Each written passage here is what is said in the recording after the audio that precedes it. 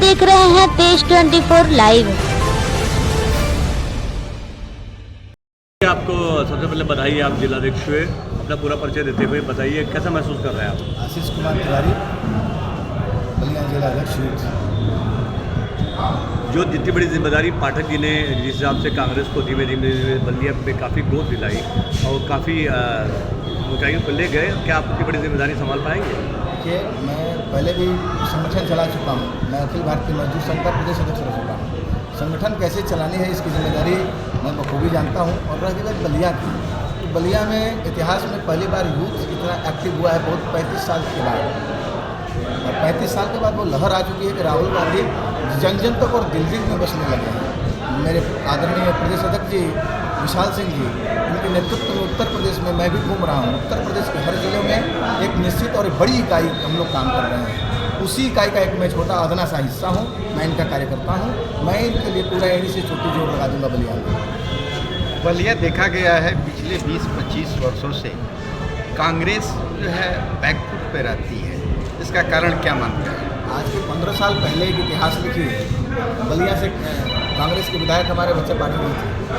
आपको याद होना चाहिए कि एक दिन में कामयाबी नहीं मिलती, लेकिन एक दिन ज़रूर मिलती है। जिन बलिया की बात कर रहे हैं उन बलिया में एक ही प्रकार के लोग, सारे सत्ता में लोग बैठे हैं। कभी सपा आएगी तो उसमें आ जाएंगे, बसपा आएगी तो उसमें आ जाएंगे। लेकिन बलिया और कांग्रेस पार्टी घर घर जाकर और जिलों तक जानना चाहती है कि आखिर कमियाँ कहाँ रह गई, और उस कमियों को दूर करने के लिए हम लोग घर घर और बूथ तक जाकर अपना प्रचार कर रहे हैं। 40 साल में आप अभी तक कमी नहीं ढूंढ पाए? अभी मैं तो यूथ हूँ और 40 के बाद 40 साल, इसके पहले किसकी जिम्मेदारी थी मैं नहीं जानता। मैं अब की बात बता रहा हूँ। अब क्या मतलब नया करेंगे आप जिससे यूथ जुड़े? मैं जैसे कैसे काम चलाना है, इकाई को कैसे चलाना है, बूथ तक कैसे पहुँचना है, लोगों तक कैसे पहुँचना है, ये भारतीय जनता पार्टी की तरह हमारी पार्टी और सरकारी नौकरी नहीं दी है कि कोई पन्ना प्रभारी बने, कोई ये प्रभारी बने।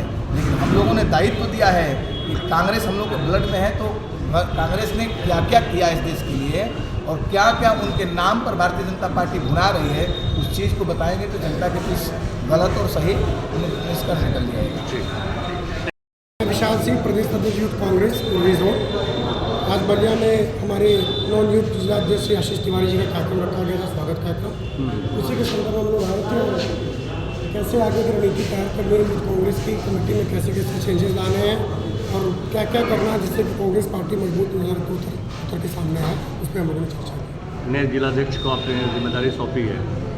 अच्छा, देखा जा रहा है कि कांग्रेस जिस हिसाब से पिक पे आई थी फिर थोड़ा नीचे आई और अब देखा जा रहा है बैकफुट पर नजर आ रही है काफ़ी। क्या भाजपा से अगर कोई लड़ाई लड़ रहा है तो कांग्रेस ही लड़ रही है, बैकफुट पे किस नजर आ रही है आपको? कौन सी ऐसी लड़ाई है जो भारतीय जनता पार्टी सत्ताधारी के खिलाफ कांग्रेस नहीं लड़ती? चाहे बेरोजगारी की लड़ाई हो, चाहे वो चोरी की लड़ाई हो, चाहे वो नौकरी की लड़ाई हो, चाहे वो शिक्षा की लड़ाई हो, चाहे वो महंगाई की लड़ाई हो, ऐसी कौन सी लड़ाई जो कांग्रेस नहीं लड़ रही है? और बैकफुट पे तो भारतीय जनता पार्टी रहती है। हमारे नेता आदरणीय राहुल गांधी जी जो भी लड़ाई लड़ते हैं उस पर भारतीय जनता पार्टी बैकफुट पे आ जाती है। चाहे GST को उठा के आप देख लीजिए, अभी हाल में आप देखिए GST में चेंजेस किसके कह रहे हैं? राहुल गांधी ने मुद्दा उठाया था। तो बैकफुट पे तो भारतीय जनता पार्टी है ना। जब आप मुख्य विपक्षी हैं इसलिए तो आप तो करेंगे ही करेंगे आप, लेकिन आप ये बताइए कोई ऐसा बड़ा मुद्दा बताइए जिस पे राहुल गांधी ने जिस हिसाब से एक मुद्दा उठाया उन्होंने, वोट चोरी का मामला, और फिर अचानक एक बैलून से हवा निकल जाती है। क्या कारण है भाई? जब हम लोगों ने सबूत के साथ इस देश को दिखाया, न कि सिर्फ जुबानी बताया, हमने तो उसको देश में दिखाया, स्क्रीन पे दिखाया कि कैसे एक घर में 400 वोट है, कैसे एक वोटर ID बैंगलोर में वोट दे रहा है, वही आदमी बनारस में वोट दे रहा है। इससे बड़ा सबूत क्या चाहिए?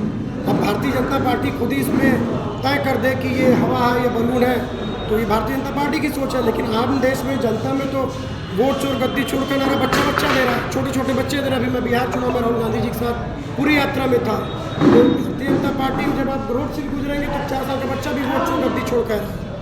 आपको पता भी होगा कि ट्विटर पर सबसे ज़्यादा ट्रेंडिंग में वोट चोर गद्दी छोड़ हुआ, तो कहाँ से हवा निकल गई? तो कांग्रेस नेताओं के द्वारा हुआ है, जनता तो बात नहीं पहुंचा पाए आप अपनी। जनता से कैसे बात दें? आधी मीडिया तो नरेंद्र मोदी के हिसाब से चलती है।